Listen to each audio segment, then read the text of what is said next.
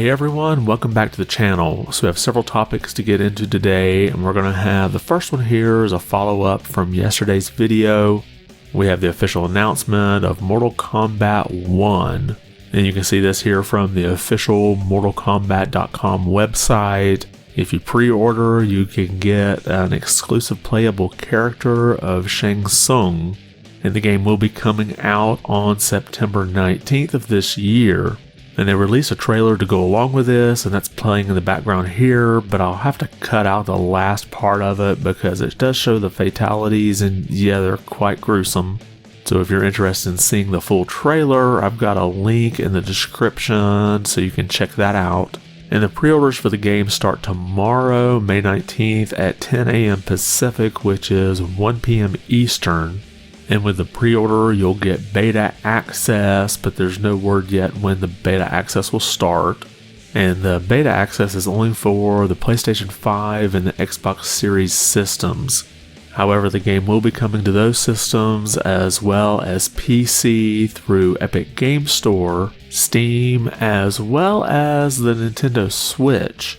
So I have to wonder what kind of version that Switch version will be. Could it just end up being a streaming version? That's not the best option for a fighting game.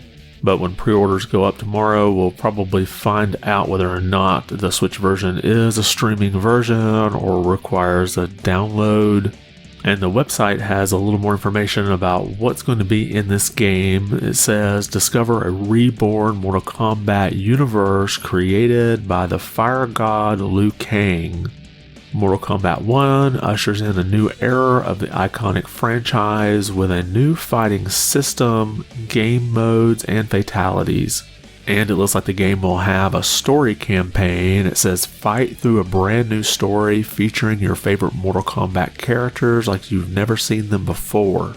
And it looks like they have a new feature in the game called Cameo Fighters. Choose from a unique roster of cameo fighting partners to assist you in battle.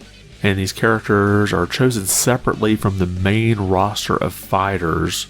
And some of those main roster fighters that we saw in the trailer here include Liu Kang, of course, Scorpion, Sub-Zero, Raiden, Liu Kang, Katana, Mileena, Shang Tsung, and Johnny Cage.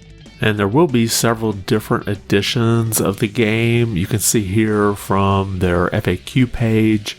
In addition to the $70 base game, it says the Mortal Kombat 1 Premium Edition will be available physically and digitally for $109.99 on PlayStation 5, Xbox Series X and S, Switch, and PC via Steam or Epic Game Store.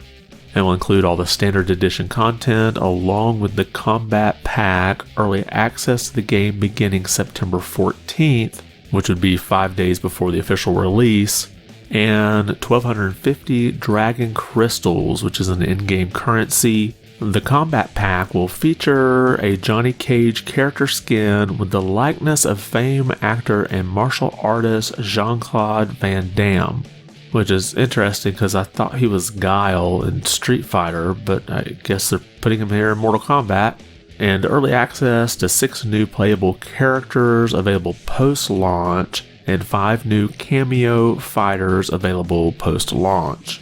And then for the really serious collectors or the rich collectors, the Mortal Kombat 1 Collector's Edition will be available physically at select retailers for $249.99 on PlayStation 5 and Xbox Series X and S only, and will include all Premium Edition content and early access along with a 16.5-inch Liu Kang sculpture designed by Course and an inspired Liu Kang in-game character skin, 3 exclusive art prints, a steel case, and 1,450 additional Dragon Crystals, giving you a total of 2,700 for this edition.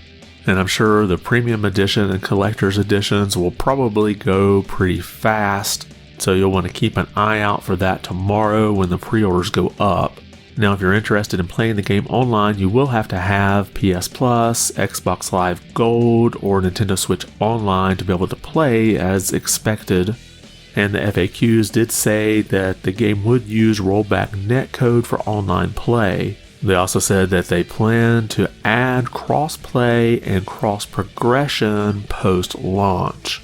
So I know there's a lot of information here. I do have a link to the official website in the description below if you want to read through more of it yourself. And the trailer looks pretty good, but I'll probably still wait until after release to consider picking it up. I really haven't played many Mortal Kombat games since back in the Super Nintendo days. And that was back when they had the gray sweat flinging off whenever you hit the enemy. But let me know what you think about this announcement in the comments below, if this is something you're real interested in or something you may just pass. Next, we've had rumors about hardware refreshes for both the PlayStation 5 and the Xbox Series X and S, and they've been floating around pretty much since the system's released. And most recently, we even had reports that a PlayStation 5 Pro could be out before the end of the year.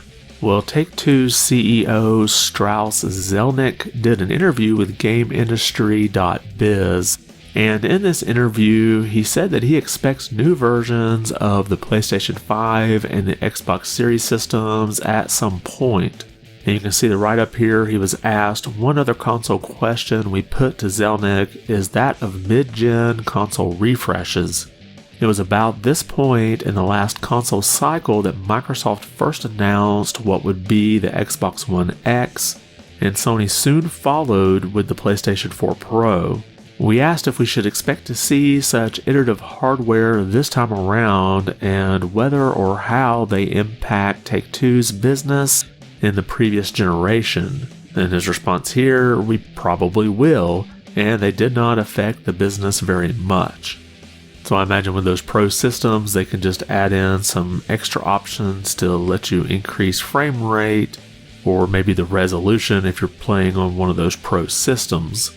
And then in an interesting side note, he was asked about the Nintendo Switch and continued support, and you can see the question here.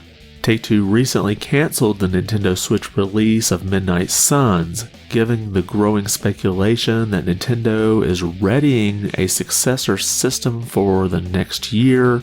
We asked Zelnick if Take-Two plans to continue supporting the Switch beyond this year, when it already has LEGO 2K Drive and Star Wars Hunters still on the release slate. And his response, yes, I think we'll continue to support it. So I would find it odd if he would just come back and say, no, we're not going to do anything for the Switch anymore. Obviously, they're a company and want to make money, so they're going to try to put some games out on the Switch. So some interesting responses here from Take-Two's CEO, and you would think he would have some insider knowledge about Pro systems coming, and if he knew nothing was coming, he might have had a bit more of a wishy-washy answer. I kind of doubt he would come straight out and say, oh yes, they're definitely coming, and break that news, or even come out and say, no, I've heard they're not coming at all. But giving more of a definitive answer with, we'll probably see them, kind of makes me think it's definitely in the works, and we've heard lots of rumors and leaks that one may be out again by the end of the year. But who knows when we'll actually see a Pro system for either console. And then finally, we have the latest Famitsu sales coming out of Japan. And let's start here with the software sales. Obviously, one new entry here, a pretty big one. We have Legend of Zelda Tears of the Kingdom selling over 1.1 million units. And to just put that in perspective, the number 2 entry here is Mario Kart 8 Deluxe with less than 10,000 sold. So a massive debut here for Tears of the Kingdom, and we know earlier Nintendo announced that over 10 million units sold worldwide just in the opening weekend. And you can see how the success of Tears of the Kingdom has bled over to some other titles, with Mario Kart 8 Deluxe coming in second, followed by Breath of the Wild at 3. And then we'll continue down the list here. We have Kirby's Return to Dreamland Deluxe at number 4, followed by Pokemon Scarlet and Violet. And then Hogwarts Legacy for the PS4 doing pretty good in its second week. And then we have Minecraft at number 7 for the Switch, followed by Super Smash Bros. Ultimate, and then Splatoon 3, and finally Mario Party Superstars.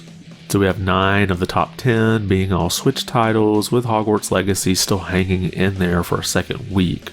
And then over on the hardware sales, that Switch OLED still selling really well, the number 1 spot, followed by the PlayStation 5 at number 2. And then we have the original Switch at 3, and the Switch Lite bumped up pretty good from the last week at number 4. And then we have the PlayStation 5 Digital Edition, followed by the PlayStation 4 and the Xbox Series X and S at 7 and 8. Not a great showing for Xbox, one of the weaker weeks that it's had recently. And now let's take a look at that updated graph. You can see the Switch sales came down a little bit, but they're still up quite a bit. They haven't quite yet gotten back down to the pre-Tears of the Kingdom release levels. And you can see the PlayStation 5 dropped down a bit too, and the Xbox is kind of just a flat line here. And I don't think there'll be much that can turn sales around for the Xbox in Japan. They may have a bump or two when a big release comes out, but at this point it looks like Japanese players are pretty much sticking to Sony and Nintendo. And that's all we have for today. Did anything we cover catch your attention? Make sure to leave a comment below and let me know.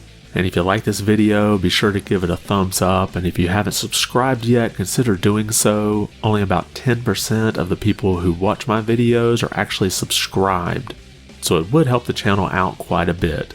I want to thank you for watching, and be good.